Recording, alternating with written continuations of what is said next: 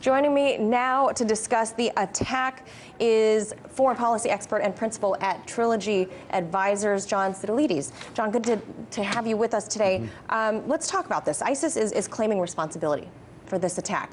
It's too early yet to confirm whether or not this is true. We know that ISIS likes to claim responsibility for violence that garners a lot of media attention around the world. If this is indeed a lone wolf attack, what, if anything, can authorities do to protect civilians from this style of attack? Unfortunately, Manila, there's nothing that can be done for 100% security, at least not until this long war against radical Islamist Wahhabism is going to be defeated. But in the meantime, we need to see very relentless and aggressive counterterrorism, as we've seen by the Spanish authorities. And I think they deserve due credit. The last time there was a major terror attack in Spain was the Madrid atrocity, 192 people killed on the trains there 13 years ago. And there are now about 3,000 Spanish officials pursuing about 1,000 to 1,200 suspects, tapping about 500 telephones in Spain, doing the best they can, and working with Muslim community leaders in Barcelona and Catalan, governments in Europe, and very importantly, the Moroccan government on counterintelligence. Now, you know what I'm noticing in the last several of these lone wolf attacks? They've been carried out using rental cars, rental trucks, these big box trucks like we saw last year in Nice, France. We can think way back to the first World Trade Tower attempted bombing right in the 90s. That was a rented box truck. This trend among lone wolves, it's rental cars. Do you think there's a need to be more extensive in screening, perhaps? Are we going to see that happen with rental cars? And this sort of is this sort of in our future then? It's a brilliantly evil tactic by Islamic State in encouraging people who really need no type of skills with firearms or explosives. You simply know how, you need to know how to drive a car, and you need to be evil enough to drive into a large crowd of people for meters or hundreds of meters or whatnot.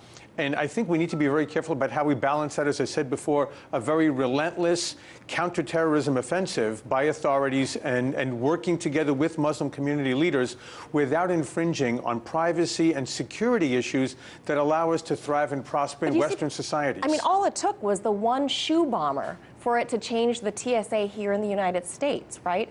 I mean, is this what do you think that this kind of fear among the chain reaction we're seeing all across Europe with these rented cars, I mean, do you think that might happen here? Look, I think there's going to be a way to try and do better screening, again, without interrupting commercial relations between businesses and consumers, and of course the global economy.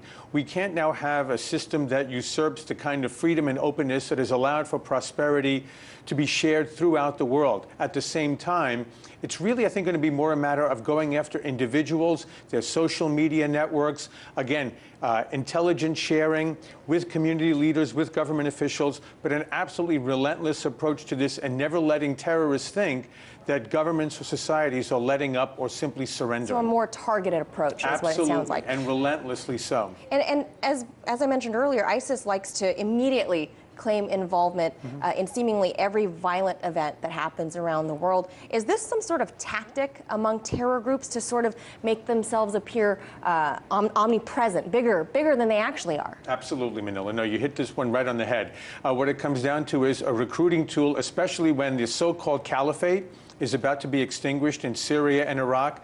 But the danger is that we're going to see, I think, more of these types of attacks in Europe. You have hundreds, perhaps thousands, of European Union citizens who have traveled to Syria and Iraq, have become battle-hardened, and now want to take back their radicalization to Europe. And we're now seeing it also in South Asia and as far east as the Philippines. Yes. So this is going to be a global phenomenon. We're going to be dealing with these situations, these atrocities, unfortunately. But I think all we can do is always be ready to strike back as hard as we can against the enemy. And last but not least, yes, for the viewers, how is it possible to keep yourself, you and your family, safe from something like this? Is it even possible to do that? 100% no. It's simply the case. Right.